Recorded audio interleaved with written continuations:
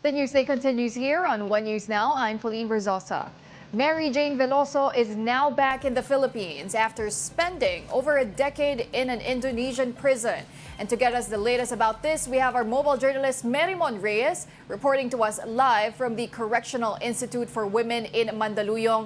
Merimon, good morning. Kamusta ang naging homecoming ni Mary Jane Veloso? Can you give us more details about her arrival earlier this morning?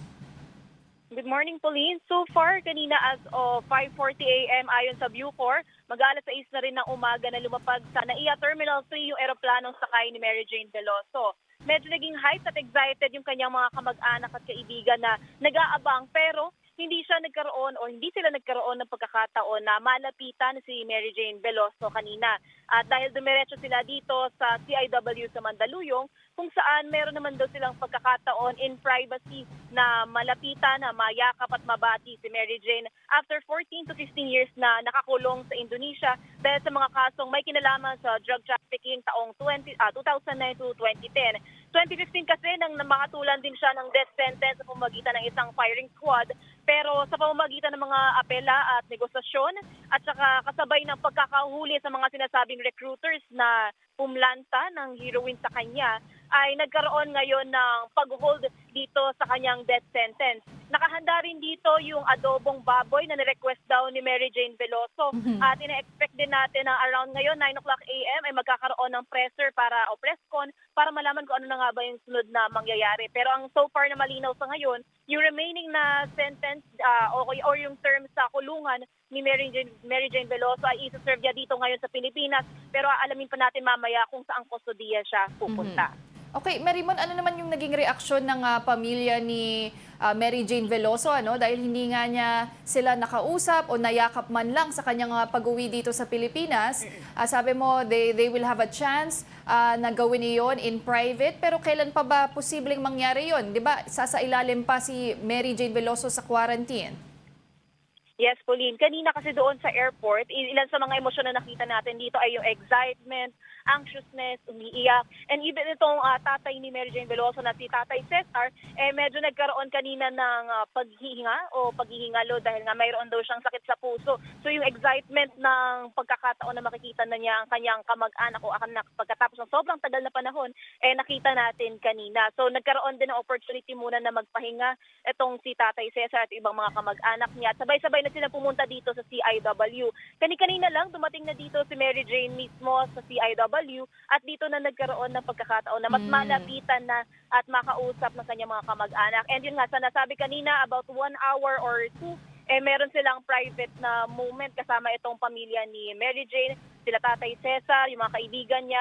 And even sa labas kasi ng correctional facility correction institution na ito ay nasa labas din ang mga ibang partido, mga NGO, Gabriela Women's Party List, Migrante Philippines at ang Save Mary Jane Task Force na bukod sa pag-abang nila kanina sa airport ay nandito sila at sinusulong nila yung clemency o yung patuloy na paglaya raw ni Mary Jane Veloso. So ngayon hintayin na natin at ongoing na kasi yung press conference para marinig pa natin kung ano ang plano nila. Alright, and with that, we'll let you go para makadinig ka pa dyan sa press conference. Pero maraming salamat para sa update na yan. That was our mobile journalist, Merimon Reyes.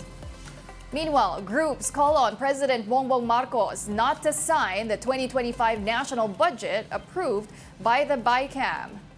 Advocates of universal health care and leaders of militant groups agree that zero subsidy for PhilHealth does not make sense legally and morally. They noted that the law indicates that the government should give PhilHealth allocation every year. These concerned groups warn that they will be taking their case to the Supreme Court if the budget will be signed as it is. Para humingi ng TRO or status quo ante order para pag-usapan uli sa Kongreso yung budget na ito. Nasa Pangulo ngayon ng opportunity na panindigan yung kanyang budget. While several agencies suffered budget cuts, the funding of the lower chamber of Congress for next year has drastically increased. Marian Enriquez has that report. Armed with slogans, various groups trooped to Batasang Pambansa on Tuesday. They are protesting what they call is the rampant corruption and manipulation of the 2025 national budget. They are certain pork barrel is very much present in next year's allocation. Progressive organizations are also lambasting the reduction in the much-needed budget for frontline agencies and sectors like agriculture and health. Ibalik ang kinaltas na budget para sa mga serbisyong panlipunan, alisin ang lahat ng forma ng pork barrel. One controversial budget cut of much impact happened to the Education Department. At least 10 billion pesos was slashed from the agency's spending funds covering initiatives like a computerization program. President Marcos has promised to fix the DepEd's budget. But this early, he said, he is not throwing out what Congress has already passed. I do not want to line item veto anything because that just gets in the way. But for Ibon Foundation head Sonny Africa, it's not only the DepEd budget that's the problem. Africa believes the coffers that Congress came up with does not reflect a real economic development program. So what can Marcos Jr. do at this point when even the constitutionality of parts of the budget is being questioned? Return it to Congress. I mean, should we be held hostage by the timetable? I mean, the bottom line is we are getting a really bad anti-development, anti-people, pro-pork, pro-politician, pro-patronage budget. Are we going to let the lack of time be an excuse to let that budget pass? Because, again, elections come in, people are going to forget about this. So for us, a decent president would draw the line. A decent president would say, I admit, this is a really bad budget. People's needs aren't being provided for. There's too much for politicians, pork, infrastructure, not enough for education, health, housing, social protection. Let's go back to the drawing board. But lawmakers are divided over the issue of revising the budget, should the president ask for it. I don't think there's any need for us to reconvene as a BICAM. Agencies always want to have more, but unfortunately, konti po talaga at limited yung resources natin. So the balancing act for Congress and the Senate becomes very tricky. In the event that congressmen agree to revisit the already ratified national budget, they have until the end of the year to reconvene or hold a special session, just enough time to avoid a reenacted budget. Several agencies' funds may have been slashed, but that's not the case for the spending money of the House of Representatives. The BICAM doubled this to more than 33.6 billion pesos. Nakikita natin yung paglaki ng requirements ng House in terms of facilities. So, it's a problem that we cannot postpone any further, and that's why the House has taken steps. Congressmen also went on the defense of the restored budget for the Ayuda para sa Kapos ang Kita program. AKAP gets 26 billion pesos, which several pundits believe is virtual pork barrel coming in the election year of 2025. Under the SWD siya, at hindi siya pork barrel, no? Ang implementing agency nun is ang DSWD. For News 5, I'm Marian Enriquez. We are One News. We'll be back with more stories after the break. Keep it here on One News.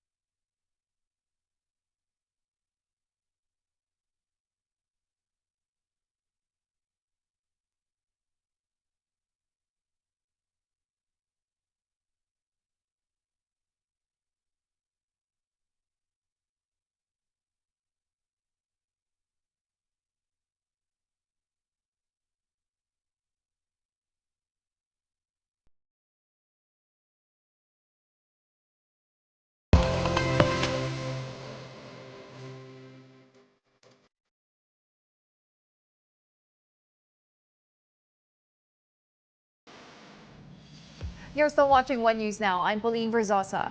Tropical depression Kobin maintains its strength over the waters east of Mindanao. It was last spotted some 230 kilometers east of Davao City. Kobin packs maximum sustained winds of 45 kilometers per hour and gustiness of up to 55 kph. It is expected to weaken into a remnant low-pressure area within the next 24 hours. For now, tropical cyclone wind signal number 1 is up over Davao Oriental, and flash floods or landslides are possible due to moderate to heavy with at times intense rains. One Filipino engineer has come up with a multifunctional furniture that can be used by students and typhoon evacuees. Para bigyan ng mukha ang balita, Mobile Journal, Amy Atienza.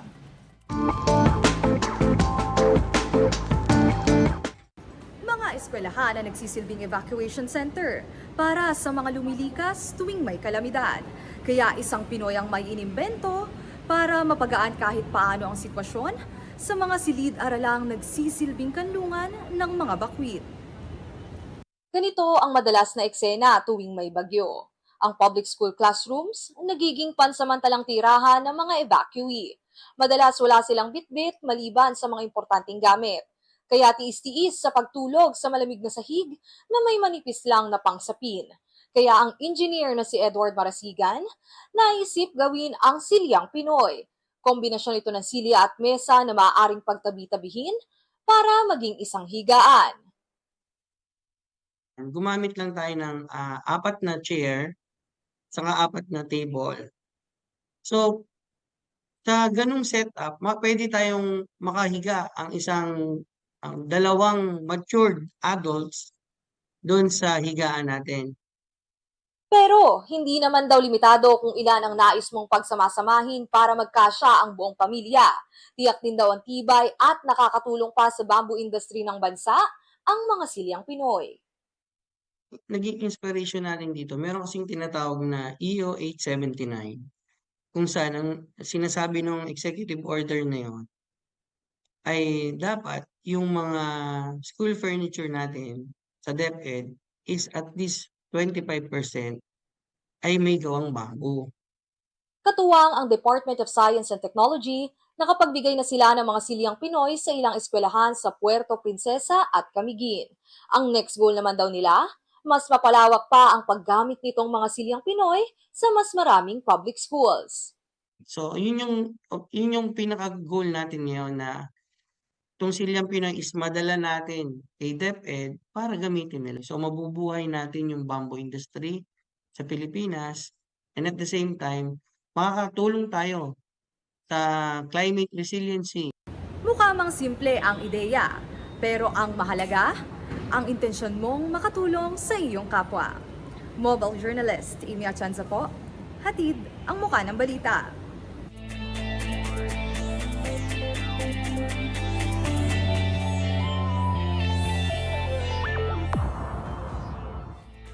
And in the PBA, the Phoenix Fuel Masters put an end to the Northport Balangpierre's 5-0 win streak. Phoenix notched their first win against Northport on Tuesday at the Ninoy Aquino Stadium 115-109. They led by as much as 14 points behind a dominant performance from import Donovan Smith, who posted 32 points, 14 rebounds, 4 assists, 4 steals, and 2 blocks. Phoenix is now at 1 win and 4 losses in the PBA Season 49 Commissioner's Cup, while the Balangpierre dropped to 5-1. Now, heads up sports fans, Pilipinas Live is giving the gift of free live games this December. You can enjoy the biggest sporting events this month on the Pilipinas Live app. Catch all the action in the UAAP, PBL, PBA, NBA Emirates Cup, and more. Watch all the action live, on demand, and on any device. All you have to do is download the app and register for free, or you can also scan these QR codes or visit the websites flashed on the screen.